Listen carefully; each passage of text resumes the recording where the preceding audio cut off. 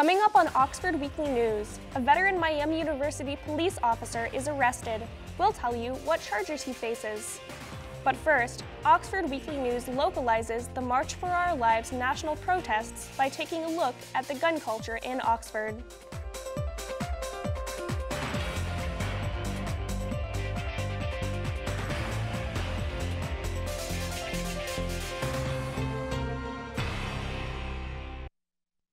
Welcome to Oxford Weekly News. I'm Kristin Stratman. Tensions have been building as more and more Americans call for stricter gun control. Will the recent opening of a shooting range in Oxford impact local opinions? I spent this week looking into this highly charged question.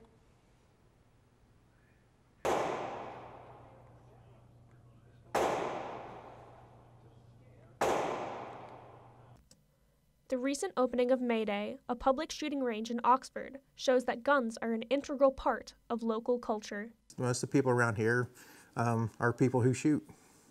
Jeff Day is the owner of MAYDAY Gun Range. He has been shooting guns since he was a child in Kentucky. As a kid, my father took me hunting, and that's how it all started for me. I still have my very first gun that my dad ever gave me. I think I was 9.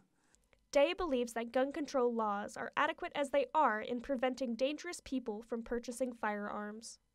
Everything is in place. It's just a matter of the procedures and the laws being followed. However, according to a recent Gallup poll, 67% of Americans now want stricter gun control legislation, and that number is rising.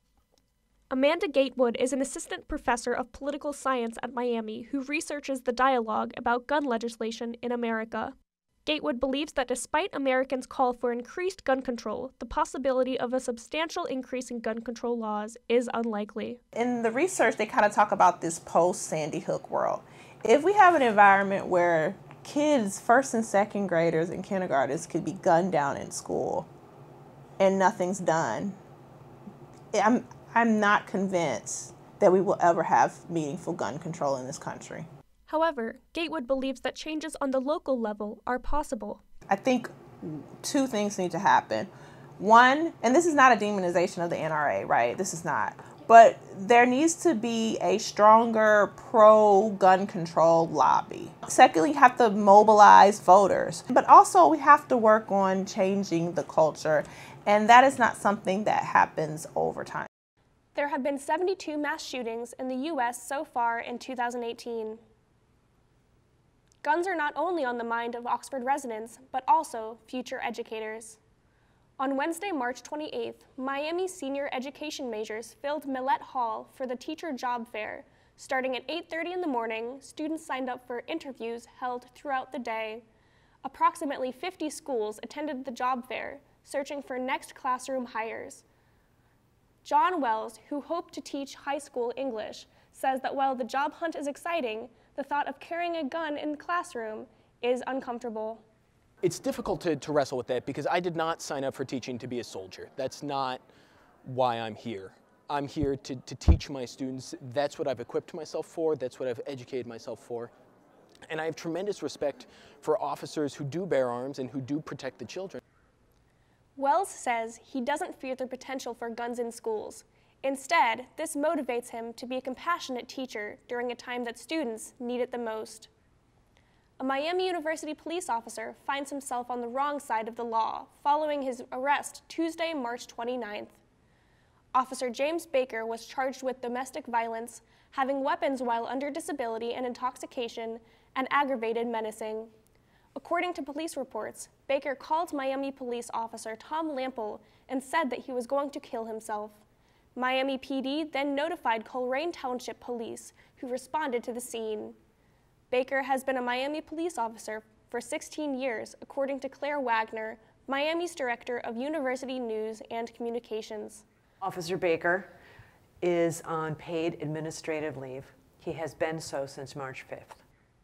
Police reports say officers found hundreds of empty beer bottles and multiple guns in Baker's Coleraine home.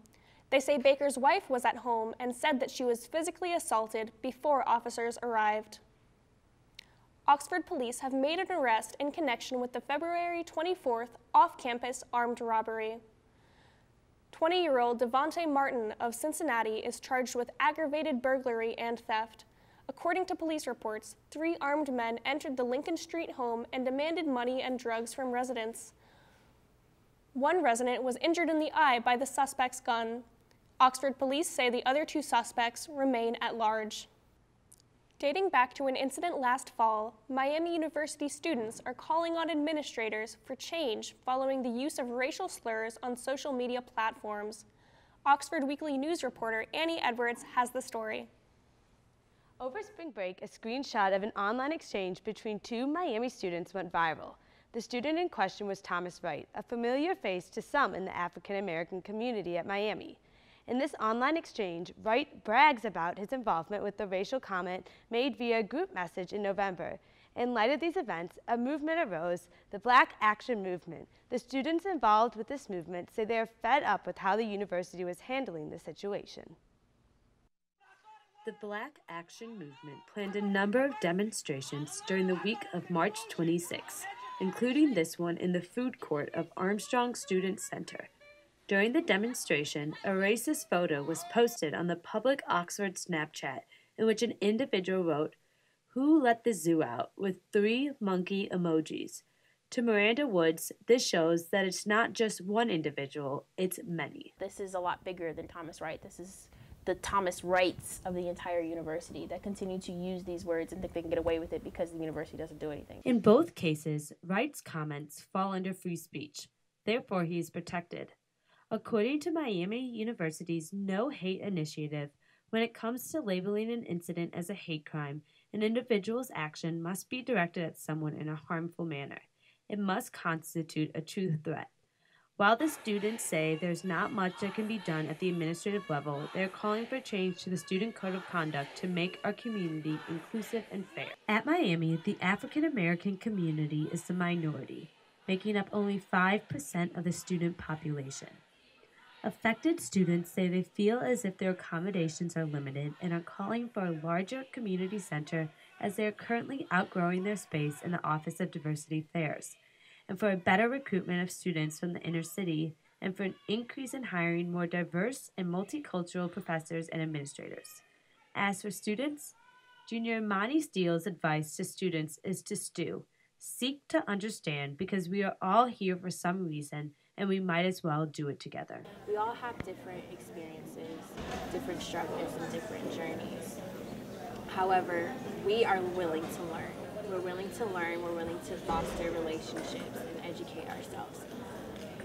And we're just hoping that other people are willing to do the same thing. Students know that change won't come right away, and they understand that. As sophomore Jaylen Perkins noted, he is more optimistic for future Miami University students. I'm not doing this for me. This isn't for the current Oxford climate. This is for the future climate. This is for any student that is considering Miami University, any student who feels some sort of microaggression, anybody who feels underrepresented. Like, this is for them. We need a community where we can comfortably call this place home. University President Crawford released this statement on March 27th. Addressing the protests that took place the previous day, the statement calls for an inclusive and welcoming community. Miami University recently honored U.S. Representative and Civil Rights icon John Lewis of Georgia with the Freedom of 64 Award. A ceremony at the U.S. Capitol on March 19th recognized Representative Lewis for his lifetime of civil rights accomplishments. President Gregory Crawford handed Representative Lewis his award. The Freedom Summer Award recognizes an individual who, in the words of Martin Luther King Jr., aspires to be a drum major for justice. Coming up on Oxford Weekly News, Miami's game design program receives national recognition. Also, we'll explain how local high school students are getting a jump start on their college education.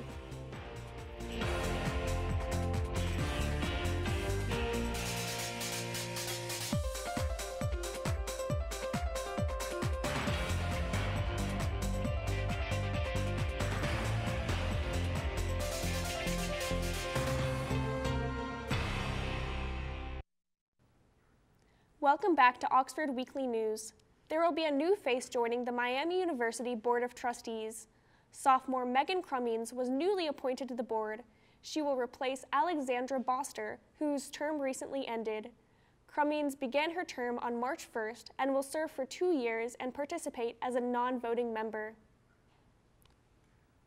Local students with an interest in math, science, and technology now have the chance to earn college credit while still in high school. Talawanda Schools recently signed an agreement with the University of Cincinnati for a 9-course STEM program. Students who complete this program can be offered admission to the University of Cincinnati while also earning first-year credits. There is exciting news for Miami University's Interactive Media Studies Center. The Princeton Review ranked Miami the 3rd best school for game design among all public universities. Miami's Digital Game Studies minor has 3 focuses. Students can choose from the Game Art and Design track, Game Studies track, or Game Development track. Miami senior Kevin Williams says he has watched the program grow from year to year. For me, it means an opportunity to be able to do something that I'm passionate about for the future and be able to explore my skills to use different things from the business department and the School of Arts and engineering in order to make a full package, whether that's designing games or running communities or running websites. The Digital Game Studies minor is a competitive program. Students are selected based on their GPA and other criteria. Coming up on Oxford Weekly News, Miami students prepare for their college careers coming to an end.